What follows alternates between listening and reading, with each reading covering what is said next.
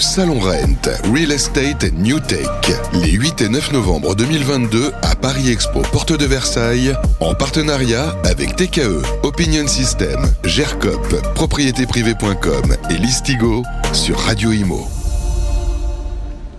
Bonjour à tous les amis, ravi de vous retrouver, c'est Romain en direct du Rent saison 2022 et ouais, il y a du monde depuis ce matin, il y a beaucoup d'exposants mais il y a également beaucoup de visiteurs et je suis ravi aujourd'hui d'accueillir un ami déjà qui a une actualité assez exceptionnelle, il va nous raconter tout ça, donc bonjour Julien Raffin. Salut Romain. Ça va, t'es content d'être là? Ouais, ça va très bien et très content d'être ici. Ouais. Bah ouais, c'est une belle année pour toi, chargé en événements là. Chargé en événements, chargé en émotions, chargé en projets, donc ouais, tout va bien. Alors aujourd'hui, on va faire un focus particulier avec Julien parce que c'est aujourd'hui que tu annonces la sortie de ton livre. Voilà, c'est un projet, on en avait parlé, que tu avais en tête depuis longtemps. Ouais. Et tu voulais justement, par écrit, marquer tout ce que tu as l'habitude de raconter à tous tes conseillers tout au long de l'année. Ce livre, il s'adresse à qui, Julien, aujourd'hui? Ce livre, et le petit clin d'œil, c'est que si tu te rappelles bien, la première fois qu'on en a parlé, c'était au Rent de l'année dernière. Absolument. Donc un an jour pour jour, où il y a eu la genèse du projet vraiment en mode idée. Ce livre, il s'adresse à tous les conseillers immobiliers, agents immobiliers en France.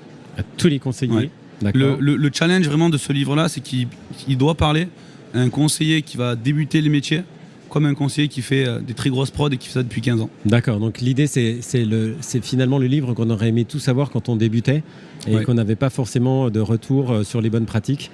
C'est un livre qu'on peut garder à vie finalement, qu'on peut garder dans la sacoche entre deux rendez-vous. Exactement, et je le mets même dans un passage du livre où je mets ce livre, j'aurais aimé l'avoir il y a 15 ans quand j'ai lancé mon activité. Ah, génial. Ça m'aurait fait, je le mets mot pour mot, ce que tu dis, c'est drôle. Et ce livre, l'idée, et c'est pour ça aussi que j'ai souhaité faire un format livre, c'est pour qu'il y ait une transmission et quelque chose en fait qui n'est pas périssable. Un bouquin, dans ma bibliothèque, j'ai des livres qui ont 30-40 ans. Et l'idée, c'est qu'ils puissent passer de main en main. Et le contenu qu'il y a dedans, on en parlera après, sera encore d'actualité dans 10, 15, 20, 30 ans. Alors c'est intéressant ce que tu dis parce qu'à l'ère du tout digital, finalement, on peut se poser la question de la légitimité du print et on se dire, est-ce que notre avenir aujourd'hui est constitué aussi de livres? Qu'est-ce que tu réponds à ça? Le deuxième clin d'œil, c'est que je voulais sortir le jour du Rent, où c'est la full digitalisation, de sortir un bouquin papier. Je pense qu'aujourd'hui, le livre se prend en main beaucoup mieux que le format Kindle ou format numérique quel qu'il soit. Je lis pas mal et je sais que je ne fais que de la lecture sur livre. Ça me permet de prendre, de surligner, de barrer, de revenir dessus. Et il y a quand même quelque chose de... Je trouve qu'il y a une proximité avec un bouquin qu'on n'aura jamais qu'un iPad. Et pourtant, je suis totalement digitalisé dans mon activité et même dans ma vie de tous les jours. Mais la lecture, hormis des articles très courts, je pense que la lecture sur un écran, une tablette ou un ordi, ça va faire 2, 3, 5 et 10 minutes maximum. Après, on fait du format vidéo sur écran. Vraiment de la vraie lecture où tu dois imprégner ton cerveau de ce qui se passe. Il faut du papier. Je pense que c'est un univers, le livre. Il y a encore beaucoup de c'est ça. Le livre, finalement, c'est quelque chose de pérenne qu'on va poser sur la table base, qu'on va mettre dans la bibliothèque, qu'on va ressortir à certains moments, qu'on va garder dans la sacoche. Ouais. Alors que ce qu'on peut trouver comme écrit sur Internet, c'est parfois difficile de retrouver un contenu quand on l'a vu il y a quelque temps, alors que le livre, on l'a pour toujours, quoi. C'est ça. Et puis, je fais aussi le parallèle, c'est de se dire aujourd'hui, on a des téléphones, quels qu'ils soient, des smartphones. On prend des dizaines, des centaines, des milliers de photos qu'on ne regarde jamais. Avant, on avait des appareils, on avait 20 photos, 24 photos, et on avait notre album photo qu'on consultait. Et l'idée, c'est de se dire, le digital, il y a tellement d'infos, de choses, de mouvements, du bien, du très bien, du moins bien, il y a tout. Mais finalement, on est perdu dans l'information. Alors que le livre, tu vas le ranger dans ta bibliothèque, dans ton chevet, n'importe où, et tu sais que tu vas y avoir accès à un moment donné. Alors toi, Julien, ça fait 15 ans, c'est ça, que tu fais ce métier d'agent immobilier. Tu as eu l'occasion, tu es formateur aussi, puisque tu formes chaque jour des nouveaux arrivants et puis tu as des conseillers qui sont là aussi depuis longtemps. Ouais. C'était une volonté, j'imagine. Depuis longtemps, tu y pensais justement à poser par écrit tout ce que tu avais l'habitude de divulguer à tes conseillers immobiliers quand tu les avais en formation? Ouais, en fait, dans l'apprentissage, moi, il a fallu, et ça a été très long dans le parcours, que j'apprenne les choses, que je fasse beaucoup d'erreurs pour commencer à faire des choses qui tiennent la route. Et puis à les enseigner au début à mes 2-3 conseillers. Aujourd'hui, on en a à peu près 250 conseillers, donc je leur fais la formation. Et je m'étais dit, à un moment donné, quand je serai mûr et quand mon entreprise sera mature, pour que je puisse aller faire autre chose, j'irai former d'autres conseillers. Et c'est vrai que le lancement de ça va être la sortie de ce livre. Et je me suis dit, je vois aussi tellement d'infos passer, et réellement, derrière ce bouquin, il y a une mission. En fait, j'ai fait un constat de la profession qui est hyper basique, mais qui est hyper cartésien aussi. On est aujourd'hui dans une profession où ça attire beaucoup de monde. Une profession qui fait rêver. Et donc, du coup, beaucoup de monde vient sans être formé. Ils sont envoyés sur le terrain. Et après, ce qui se répercute, c'est les gros turnovers, quelle que soit la structure. Parce qu'en fait, les gens, il n'y a pas de barrière à l'entrée, mais elle est sur le terrain.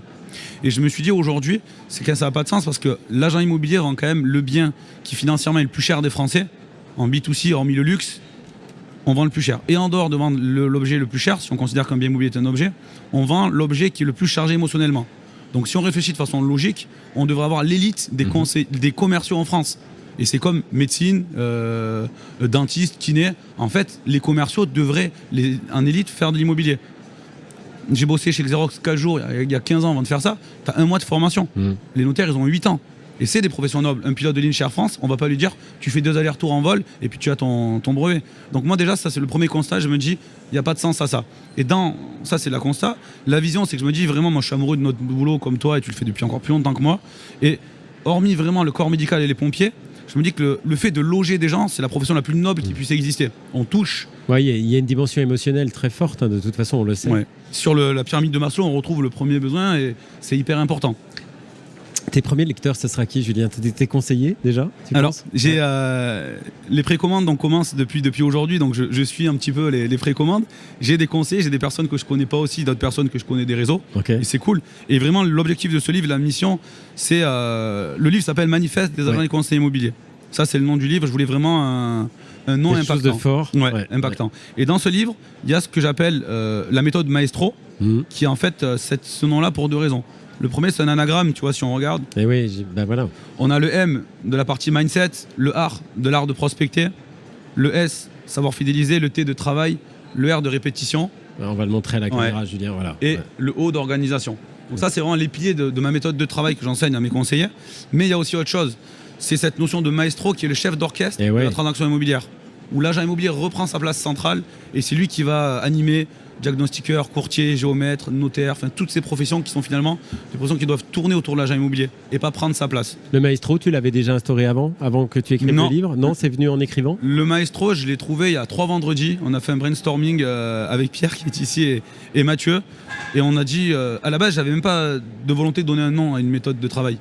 Et puis je me suis dit, on va trouver quelque chose, on a cherché des... C'est assez fort ça, si demain Maestro devient aussi fort que le son casse par exemple, t'imagines? Eh ben, écoute, en tout cas, du coup, de cette nom de méthodologie, il y a le bouquin, et ça correspond vraiment au chapitre, après on pourra parler du détail éventuellement, et ça correspond aussi au programme de formation que je vais faire à partir de début mars, l'Académie Maestro, où on va reprendre en détail tout ce qui est dans le livre. Ça c'est top. Donc c'est vraiment une porte d'entrée pour les conseillers immobiliers, pour se dire, ok, pour un tarif qui est ridicule, on a 19 €.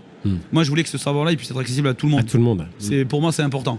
Parce que dans mon parcours, j'ai vraiment connu la précarité, on va dire, d'entrepreneur en ayant perdu beaucoup d'argent où 1 €, c'est 1 €. Et je me dis aujourd'hui, n'importe qui peut, pour le prix de même pas 2 paquets de cigarettes, accéder à ça.